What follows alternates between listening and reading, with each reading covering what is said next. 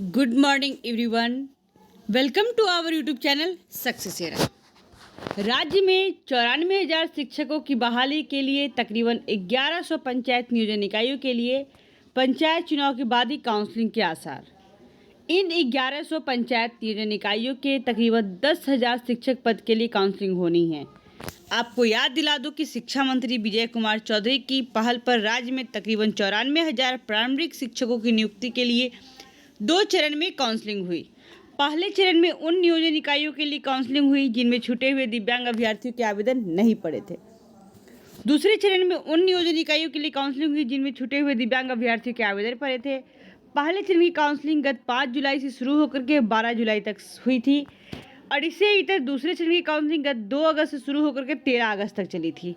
2 चरण की काउंसलिंग में ऐसी भी नियोजन इकाइयां हैं जिनकी काउंसलिंग या तो स्थगित हुई या रद्द हुई। ऐसे नियोजन इकाइयों की संख्या तकरीबन 1100 है। ये सभी पंचायत नियोजन इकाई है। इन पंचायत नियोजन इकाइयों के लिए तकरीबन 10,000 शिक्षक पद के लिए काउंसलिंग होनी है।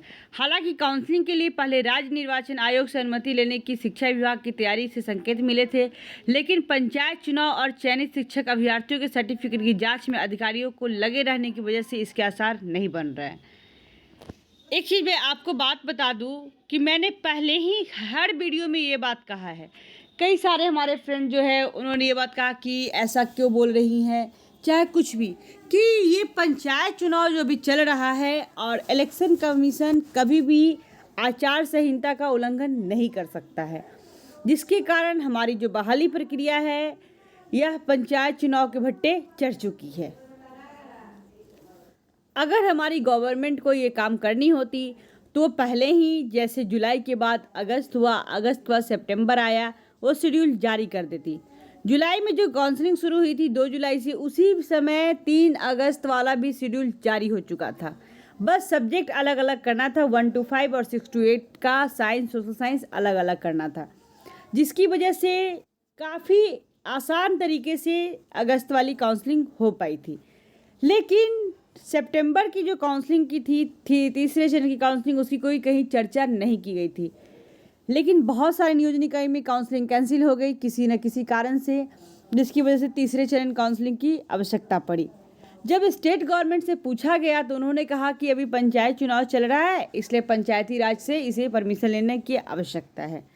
जब पंचायती राज से परमिशन मिल जाता है हमारे गवर्नमेंट को, तो उसके बाद कहते हैं कि इलेक्शन कमीशन से पूछ लेने के लिए, क्योंकि अभी उन्हीं का टाइम चल रहा है और इलेक्शन है, इसलिए इलेक्शन कमीशन की परमिशन होनी अनिवार्यता है।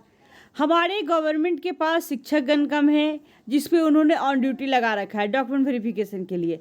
यहाँ पे 38,000 अभ्यर्थी का डॉक्यूमेंट वेरिफिकेशन करने में 3 से 4 महीना इनको लगता है। तो क्या इतनी जल्दी ये तीसरे चरण की काउंसलिंग करवा पाएंगे? यह सब बस एक बच्चे को सांत्वना देने के लिए स्टेटमेंट था कि हाँ इलेक्शन कमीशन परमिशन देगा, लेकिन इलेक्शन कमीशन परमिशन नहीं दिया। मैंने एक बार और भी कहा था इसमें कि हमारे घर से कुछ मेंबर्स हैं इस विभाग में जिन्होंने कई सारी जानकारी एक साथ देते रहते हैं कि हाँ, उन्होंने उनसे बात करने पे एक ही बात पता चला कि जब तक पंचायत चुनाव नहीं होता है तब तक काउंसलिंग की कोई गुंजाइश ही नहीं बन रही है। और पंचायत चुनाव ख़त्म होते ही नवंबर से दिसंबर तक काउंसलिंग होगी और जनवरी से स्कूलिंग स्टार्ट हो जाएगी, क्योंकि अभी जितनी भी पंचायत चुनाव के साथ साथ डॉक्यूमेंट वेरिफिकेशन की प्रक्रिया चल रही है। अब लास्ट तीसरे फेज में ऐसे ही अभ्यर्थी बचेंगे जिनका काउंसलिंग होगा और उनका डॉक्यूमेंट वेरिफिकेशन होगा। इसलिए बहुत ज़्यादा इस पर परेशानी आ रही है, क्योंकि अगर ये चीज़ काउंसलिंग नहीं हुआ तो कई सारे अभ्यर्थियों की ज़िंदगी चौपट हो सकती है।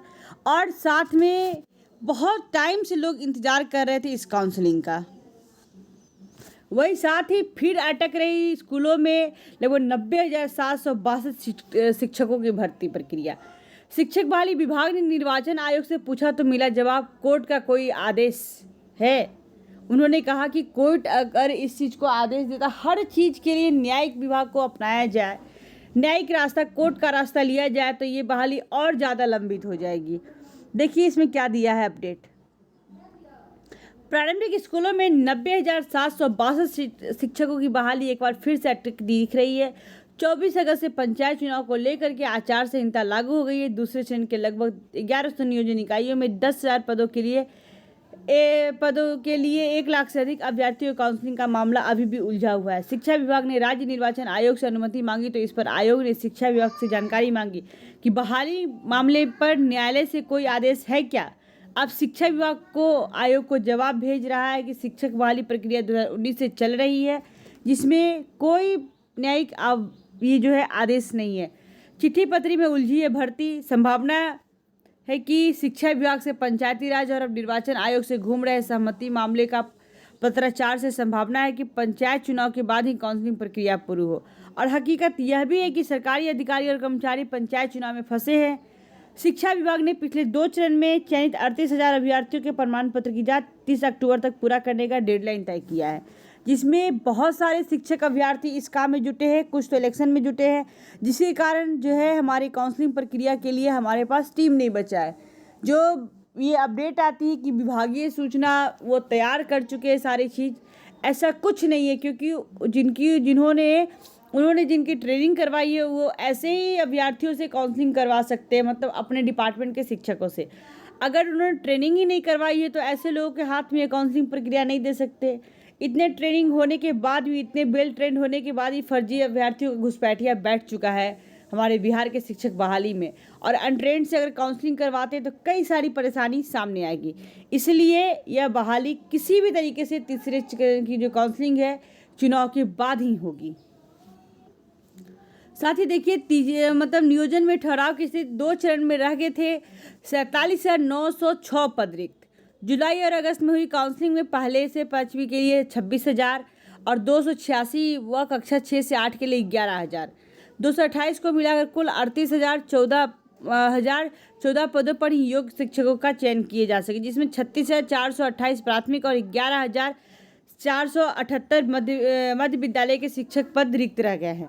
जो 38,000 चयनित हुए उनको प्रमाण पत्र के सत्यापन का पूरा कार्य आदेश भले ही 31 अक्टूबर तक पूर्ण का निर्देश जिले को दिया गया, लेकिन तीनों चरणों की काउंसलिंग पूर्ण होने के बाद ही राज्य भर में चयनित प्रारंभिक शिक्षकों को नियुक्ति पत्र बांटे जाने के आसार है। 15 दिसंबर के बाद ही होगा मुमकिन दिख रहा है यह काउंसलिंग प्रक्रिया। जानकारी के मुताबिक हाई कोर्ट ने नियुक्ति कार्रवाई के जल्द पूरा करने का आदेश दिया था। इसके आलोक में कार्रवाई संचालन की इजाज़त दी जाए। पूछे जाने पर प्राथमिक शिक्षा निदेशक अमरेंद्र प्रसाद सिंह ने इसकी पुष्टि शुक्रवार को की। विभाग को आधिकारिक सूत्रों की माने तो निर्वाचन आयोग की हरी झंडी मिलती है तो प्राथमिक निदेशालय जल्द ही 1400 नियोजन इकाइयों में करीब 12,000 पदों के लिए काउंसलिंग की तिथि घोषित कर देगा। लेकिन मुझे एक बात समझ में नहीं आ रही है कि ये गवर्नमेंट आचार संहिता का उल्लंघन कभी नहीं करेगा, वो भी इलेक्शन कमीशन। इलेक्शन कमीशन तो एक बहाना था थोपने का कि हाँ काम हो रहा है। देखिए राज्य भर में 72,000 स्कूलों में प्राथमिक शिक्षकों के 94,000 पदों पर छठे चरण के तहत चल रही नियोजन की प्रक्रिया में ठहराव की स्थिति। एक तरफ जहां 2 माह पहले आयोजित 2 चरणों में हुई काउंसलिंग के पश्चात चयनित करीब 38,000 से अधिक अभ्यर्थी नियुक्ति के इंतजार में हैं, वहीं दूसरी तरफ 94,000 में 14,000 नियोजन इकाइयों में तकरीबन 12,000 पदों पर अपनी दावेदारी पेश करने वाले काउंसलिंग की तिथि घोषित करने की प्रतीक्षा कर रहे हैं। वहीं शिक्षा विभाग ने तीसरे चरण की काउंसलिंग को लेकर निर्वाचन आयोग की हरी झंडी लेने में जुटा है। जानकारी के मुताबिक राज्य के जिन नियोजन इकाइयों में जुलाई तथा अगस्त में बाढ़ समेत अन्य कारणों से काउंसलिंग नहीं हो पाई थी, वहां काउंसलिंग के लिए विभाग ने राज्य निर्वाचन आयोग से इजाजत मांगी।